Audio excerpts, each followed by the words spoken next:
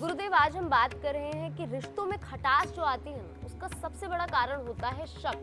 पहले रिश्ते से शुरू करेंगे, भाई भाई का रिश्ता बड़ा ही अटूट रिश्ता होता है, पर शक के कारण टूट जाता है। ये बात बिल्कुल सत्य है। जब भी जन्म कुंडली के अंदर मंगल बहुत ही खराब अवस्था के अंदर किसी भी तरह से आके बैठता है, वो कौन सी है? तीसरा घर, आठवां घर, ये मंगल के खास तौर पे खराब घर बताए गए हैं। चौथा घर मंगल का बहुत ही खराब घर बताया गया है, और 12वें घर पे अगर ये स्वयं खराब होकर के बैठ जाए तो ये और भी खराबी देता है।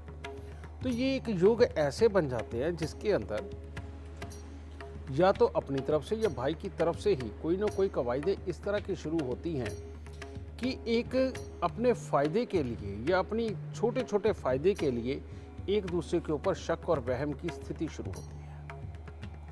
कहीं कहीं यह सत्य होता है, और सत्य क्या होता है कि या तो स्वयं या उसका भाई अपने किसी लालच की वजह से वो भाई के साथ में कुछ ना कुछ इस तरह का व्यवहार करता है कि उसको फायदा हो और भाई को फायदा हो ना हो कोई फर्क नहीं पड़ता।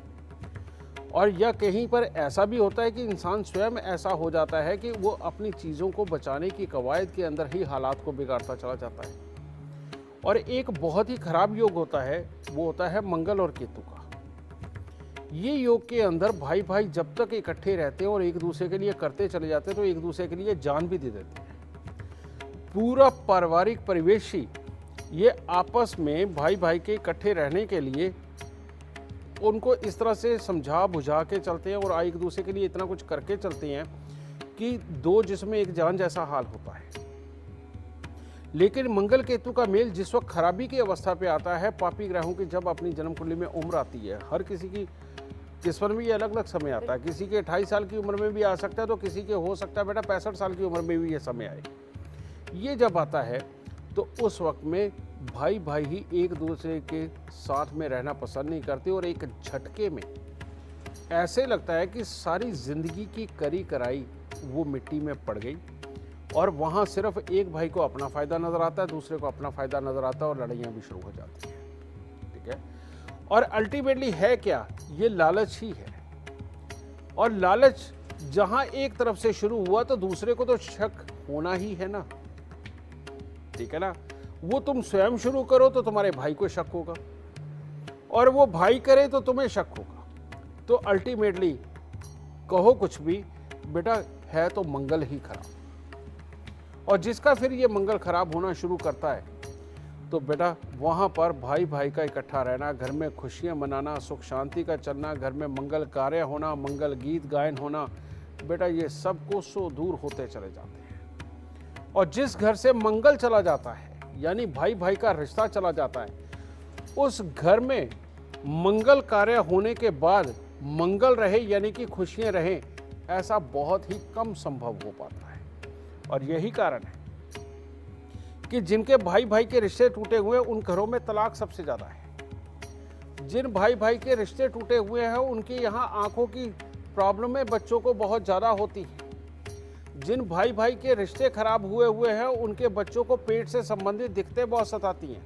और जिन भाई भाई के रिश्ते टूटे हुए उनके बच्चों के अंदर उतावलापन, गुस्सा इतना ज़्यादा है कि अपने बच्चे भी कंट्रोल करने में उनको तकलीफ हो रही है। ये जितनी खराबी है ये सारी की सारी मंगल की दी हुई खराबी होती है। और कई घर तो ऐसे हैं जहाँ पर आप देखेंगे कि भाई भाई साथ में रह रहे हैं, लेकिन जब तक छोटी उम्र है और उनके घरों में रिश्ते ही तय नहीं होते बड़ी देर देर तक, कम से कम भी नहीं तो 30 साल, 32 साल, 35 साल की उम्र भी हो जाती है, बेटा रिश्ते तय नहीं होते। लेकिन जैसे ही शादियाँ होती वो अलग उठा के अपना, वो कहते हैं अपनी वो राग डफली लेकर के अलग हो जाते हैं। समझे बेटा, यही मंगल की खराबी है। और ये मंगल की खराबी जितनी होती है, ये सिर्फ इस हिस्से के अंदर जब तक भाई भाई जुड़ के रहता है ज़िंदगी में बहुत तरक्की पाते हैं, कोई कमी नहीं होती। समझे। और जैसे ये अलग होने की सोचते हैं, उधर एक भाई भी डूबता है, उधर दूसरा भी डूबता है। इनमें से सिर्फ फिर वही भाई ज़्यादा अच्छा सर्वाइव कर सकता है जो पूरा हम्बल है, नरम दिल है, जो सबके साथ बना के रखना भी जिसकी आदत में शुमार है, और भाई के गलत करने के बावजूद भी जाकर के उसको गले लगाता हो या उसके पांव हाथ लगाता हो, ये वाला भाई तो उठ सकता है।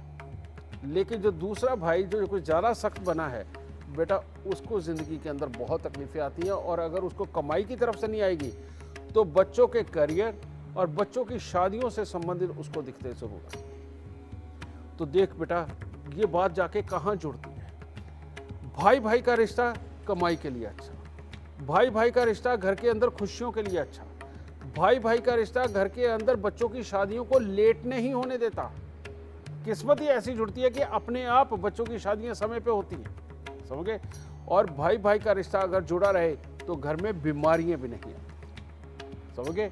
और ये खत्म होता है तो बीमारियां भी घर करने लगती है, कभी कमर पकड़ लेती है, कभी पेट खराब हो जाता है, कभी और बड़ी बीमारियां आने लगती है। ये सब भी भाई भाई का रिश्ता खराब हो जाने के बाद होता है।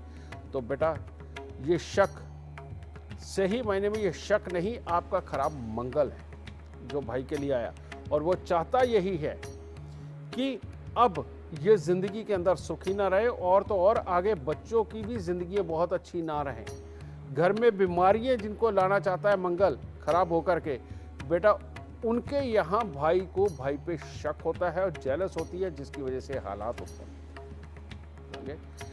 इस खराब मंगल को अपना दुश्मन समझो और इसको अपने घर से जरूर निकालो, और अपनी ईगो को छोड़ के सिंपल जाके अपने भाई के कंधे पे हाथ रख के साथ में बैठो और साफ कहो कि भाई छोड़ सारी बातों को, हम दोबारा एक होते हैं। कारण ये कि जहां तुमने ये हिम्मत करके भाई को जोड़ा, किसी उपाय की जरूरत भी नहीं, मंगल अपने आप अच्छा होगा। और अगर फिर भी क्लैशेस ज़्यादा बढ़ चुके हैं और ये हालात उत्पन्न हो ही चुके हैं, तो आज उसका उपाय बताता हूँ बेटा। और वो उपाय है 43 दिन लगातार मीठे पीले चावल, जिसके अंदर ड्राई फ्रूट भी डालो, चेरी भी डालो, सब कुछ डालो, समझ गए। 43 दिन लगातार मीठे पीले चावल, अगर केसर डाल के ये चावल बनाया जाए तो सबसे उत्तम, ठीक है। मंदिर चढ़ा करके गरीबों को बांट दो या लोगों में बांट दो प्रसाद सब। और उसके बाद हर मंगलवार या बृहस्पतिवार को ये कर्म छोड़ना ही मत। बस इतना सा उपाय करके देखो, भाई भाई का दुख दूर होगा, भाई भाई साथ जुड़ेंगे, वापस खुशियां घर में आएंगी और बीमारियां घर से दूर जाएंगी।